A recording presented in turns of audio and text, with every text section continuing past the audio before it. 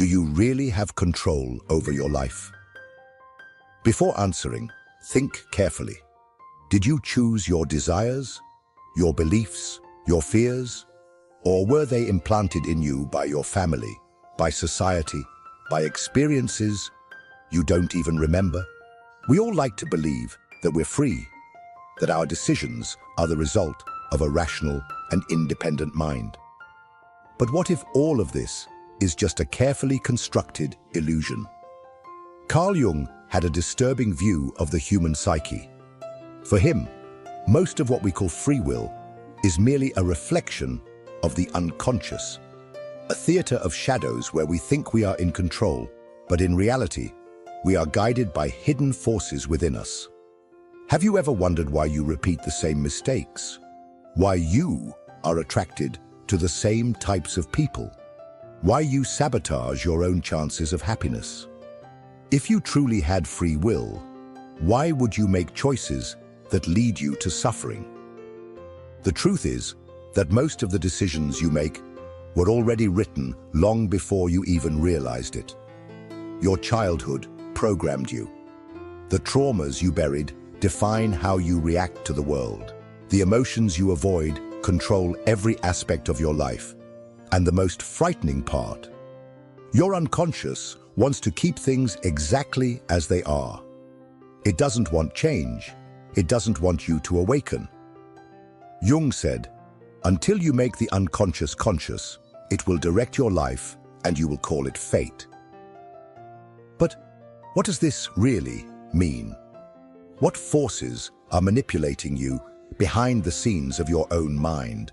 And more importantly, is there a way to break this illusion and regain control over your own life? If you think you already know the answers, think again.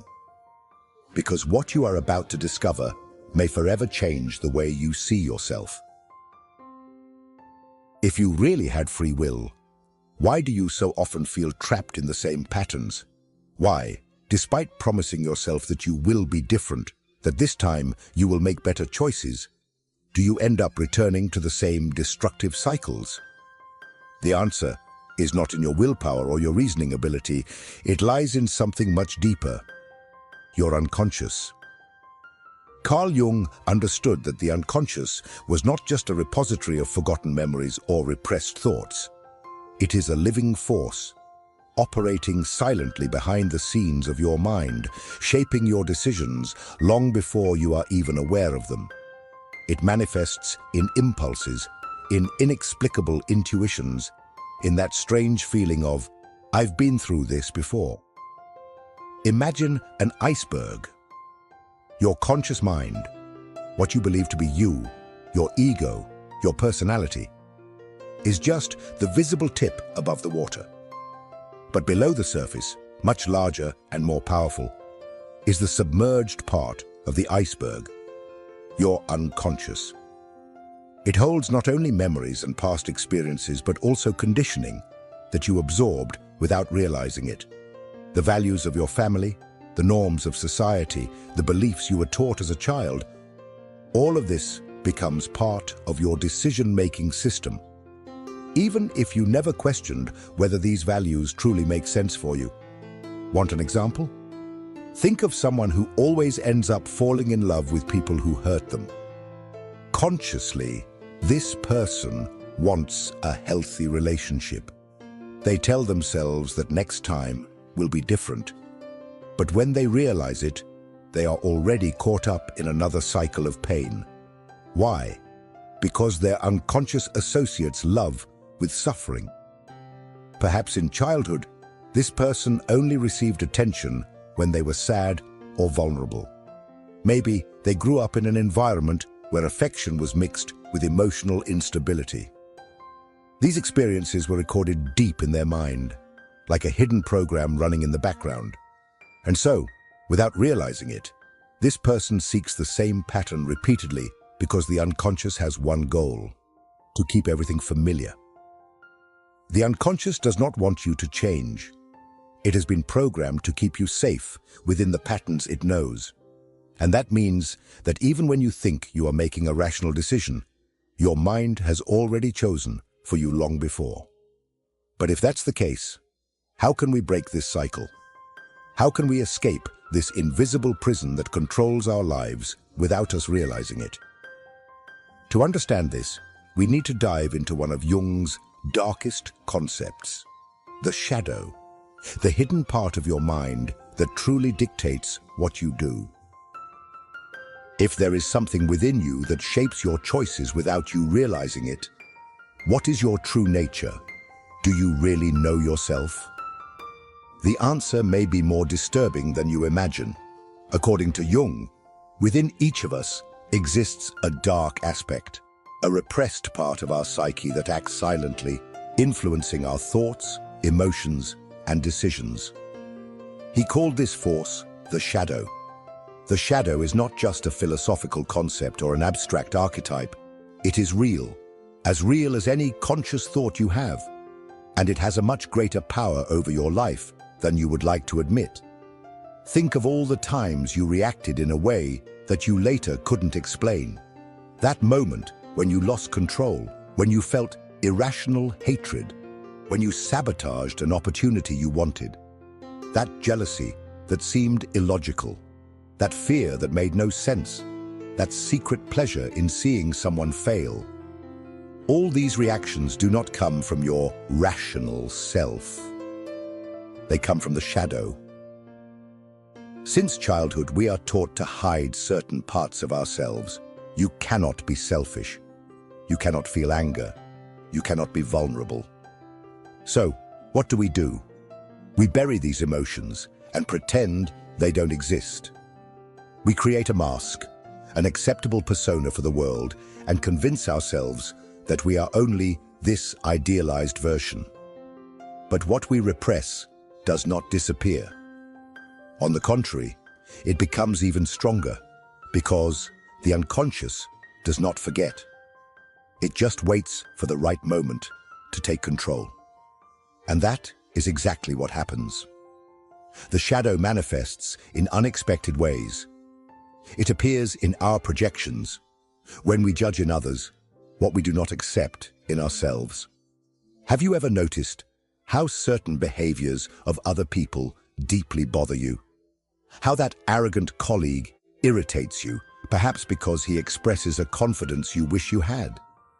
How someone who is too impulsive makes you angry, perhaps because you were taught to always repress your desires? This is the shadow projecting itself onto others. But it also manifests in even more dangerous ways.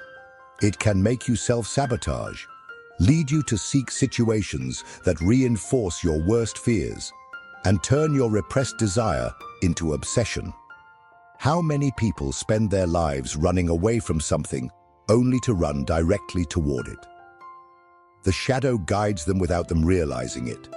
And here is the most important question. As long as you ignore your shadow, you will never be in control. You will believe that your decisions are yours, but in reality, they're dictated by the aspects of yourself that you refuse to face. You think you are choosing your destiny, but you are merely following an invisible script written by the parts of you that remain trapped in the dark. But if this is true, if hidden forces within us really manipulate us, what about the external world? Are we also conditioned by something even greater? Something that influences us from the moment we are born? To understand this, we need to look beyond ourselves and question one of humanity's greatest illusions. The idea that we are independent individuals in a free society. If your unconscious is already manipulating you on an individual level, imagine what happens when we add to that the impact of an entire society programmed to control the way you think, act, and even feel. From the moment you were born, even before you were aware of yourself, you were already being shaped by something greater than your own psyche. The world you live in, the culture that surrounds you, the invisible rules that tell you what is right and wrong. All of this forms a mental labyrinth from which few people can escape. Think about it. Did you choose your beliefs? Or were they implanted in you through your family, school, media, and religion? Since childhood, you have been taught to obey certain norms, to avoid certain behaviors, and to desire specific things. You were not born wanting a stable job, a beautiful house, and social acceptance. These were ideas that were introjected into you without your realizing it. You believe you want these things because it is normal. But the question that almost no one asks is, normal for whom? Society does not want you to be a truly free individual. It wants you to fit in. It wants you to follow a predetermined path, a predictable cycle of study, work, consumption, and obedience. And to ensure that you do not stray from this path, it uses one of the most powerful mechanisms that exist: emotional programming.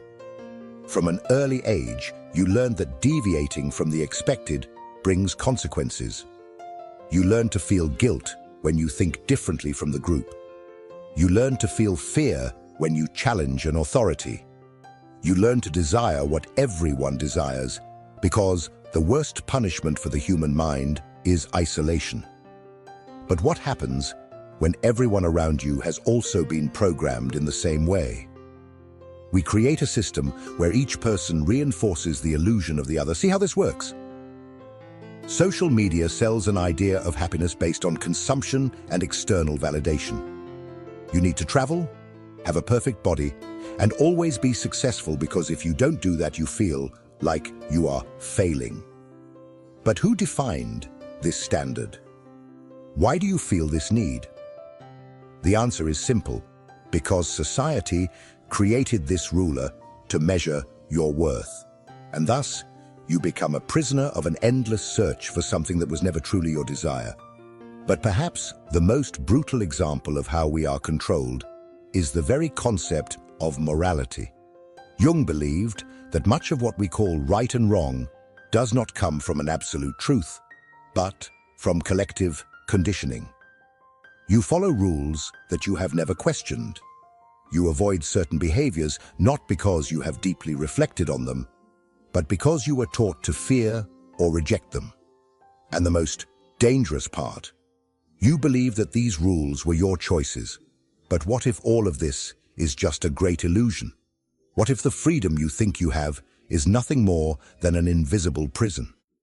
If society can manipulate what you desire, what you fear, and even what you consider right and wrong, how can we trust any choice we make?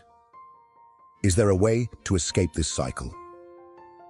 To answer this question, Jung left us a clue, a place where the true desires of the soul reveal themselves without censorship, where the masks fall away, and where we can see what really controls us: dreams. If there is a place where the currents of social conditioning cannot hold you, where the rules you follow in waking life cease to exist, that place is the world of dreams. Jung believed that dreams were much more than mere fragments of meaningless imagination. They were direct messages from the unconscious, trying to show you something that your conscious mind refuses to see. While we are awake, we wear masks, conform to patterns, and rationalize our choices. But when we sleep, the truth comes to the surface. Think about your own dreams. How many times have you woken up after a strange dream and wondered, what the hell does this mean? Perhaps you dreamed that you were trapped in a maze, always returning to the same place, unable to find the exit. Or maybe you dreamed that you were running away from something, but you didn't know exactly what. Or even more intriguingly, you dreamed of a version of yourself that seemed different, freer, bolder, more authentic. These are not just delusions of the mind. They are symbols, coded messages from your unconscious showing you what you do not want or cannot see when you are awake. Jung realized that our dreams often reveal the desires and fears we repress. They expose the parts of us that have been banished to the shadow, the impulses we deny, the traumas we bury, the truths we are not ready to accept.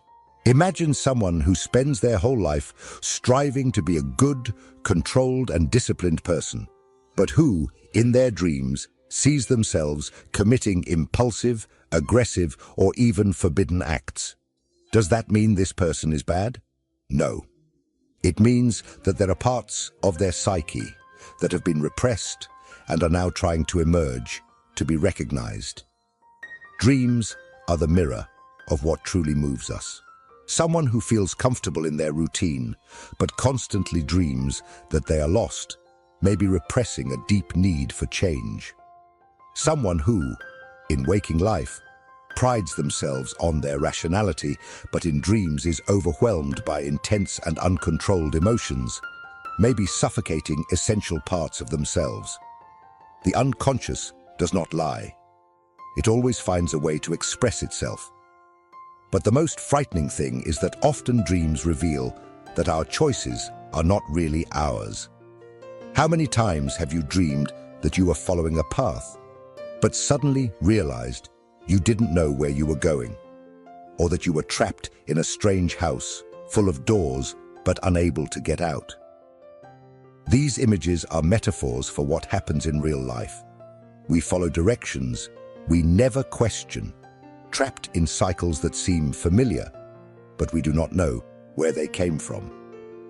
The question that remains is, if our dreams are a window into what we truly want and fear, what can we do with this knowledge? How can we use this symbolic language to regain control over our lives?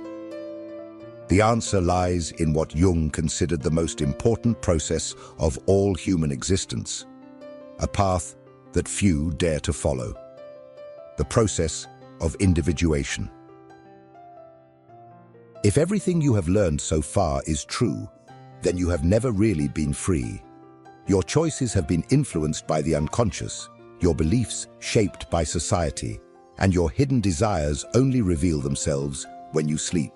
But if free will is an illusion, does that mean we are doomed to live as puppets, trapped by forces we cannot control? Jung believed not. He knew there was a way to escape this invisible cycle. But that path is not easy.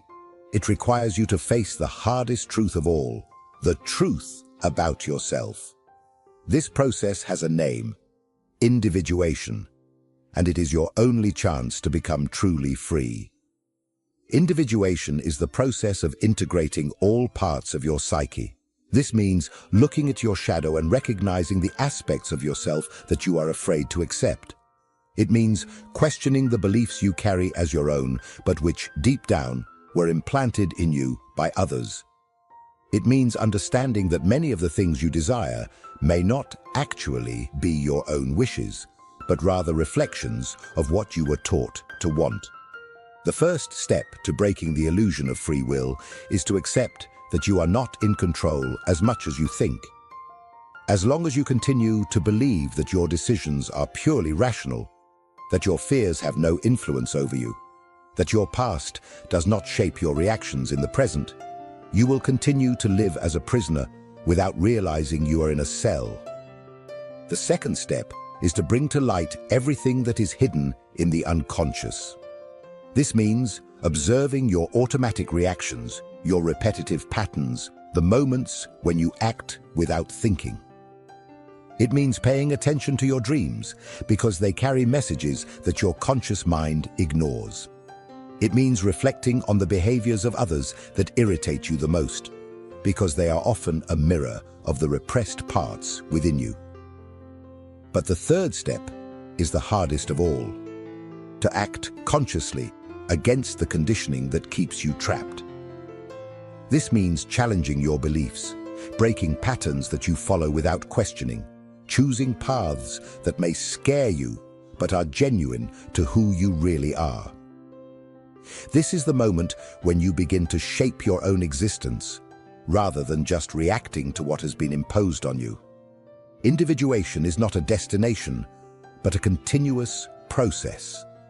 You will never reach a point where you are complete because your psyche is alive, dynamic, always evolving.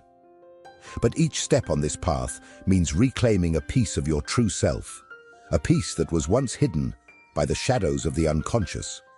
And now we come to the final question.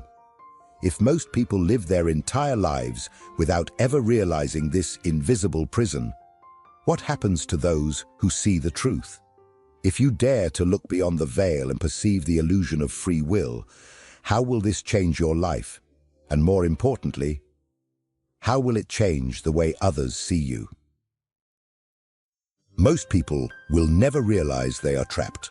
They will spend their entire lives following an invisible script, believing that their choices are their own, that their desires are authentic, that their beliefs are the result of an independent mind.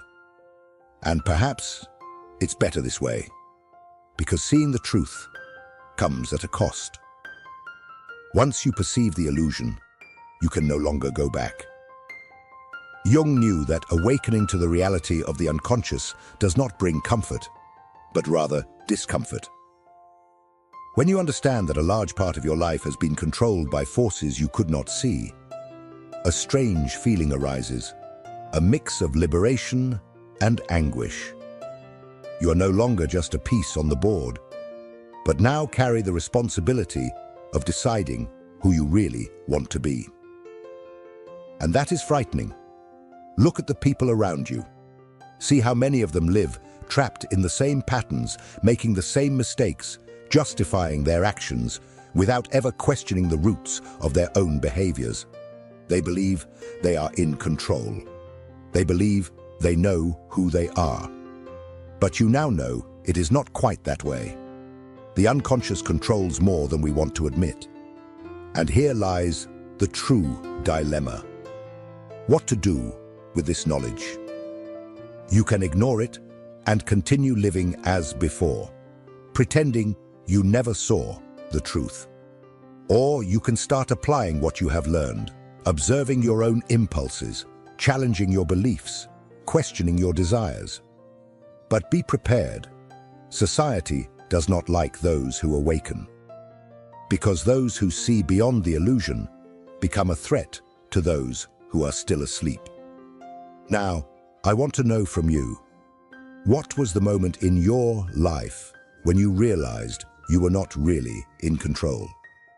Was there a situation, a mistake, a pattern that repeated itself so many times that it finally made you question whether you truly had free will? Comment below.